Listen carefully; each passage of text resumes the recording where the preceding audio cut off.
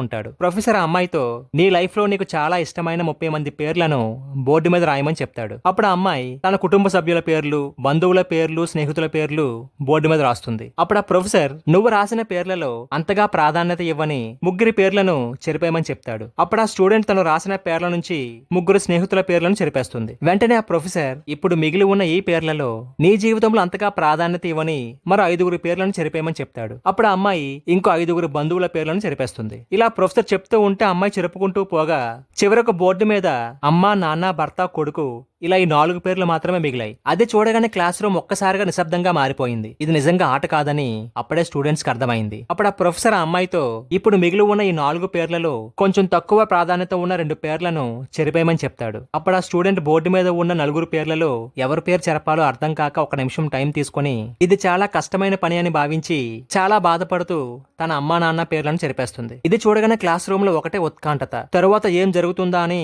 అందరూ ఆలోచిస్తూ ఉన్నారు. అప్పుడు ఆ ప్రొఫెసర్ వెంటనే అమ్మాయితో ఇప్పుడు మిగిలిన ఈ 2 పేర్లలో కొంచెం తక్కువ ప్రాధాన్యత ఉన్న ఒక పేరు చెరిపేయమని చెప్తాడు. అది వినగానే అమ్మాయి కళ్ళలోంచి నీళ్లు రాసాగాయి. వణుకుతున్న చేతులతో ఏడుస్తూ తన కొడుకు పేరు చెరిపేస్తుంది. వెంటనే ప్రొఫెసర్ అమ్మాయిని వెళ్లి తన సీట్ లో కూర్చోమని చెప్తాడు. అయితే క్లాస్ లో ఉన్న వాళ్ళందరికీ ఒకటే ఆతృత, ప్రొఫెసర్ తర్వాత ఏం అడుగుతాడా అని. కొంతసేపటి తర్వాత ఆ ప్రొఫెసర్ ఆ అమ్మాయిని ఇలా అడిగాడు, నీకు జన్మనిచ్చిన నీ తల్లిదండ్రులను కాదని, నీకు జన్మించిన నీ కొడుకును కూడా కాదని, బయట వ్యక్తి అయిన నీ భర్తను మాత్రమే ఎందుకు ఎంచుకున్నావని అడుగుతాడు. క్లాస్ అంతా ఒక్కసారిగా నిశ్శబ్దం అలుముకుంది. తను ఏం చెప్పబోతుందో అని ఆసక్తిగా అందరూ ఎదురు చూస్తూ ఉన్నారు. అప్పుడు ఆ అమ్మాయి చాలా బాధపడుతూ ఇలా చెప్పింది, ఏదో ఒక రోజు నా తల్లిదండ్రులను వదిలేసి నాకంటే ముందే చనిపోతారు. చదువు అని, బిజినెస్ అని ఇలా ఏదో ఒక రకంగా నా కొడుకు కూడా నాకు దూరం అవ్వక తప్పదు. కానీ జీవితాంతం నాకు తోడుగా ఉండేది నా భర్త మాత్రమే అని చెప్తుంది. ఆ సమాధానానికి ఒక్కసారిగా క్లాస్ లో ఉన్న స్టూడెంట్స్ అందరూ చప్పట్లు కొడతారు.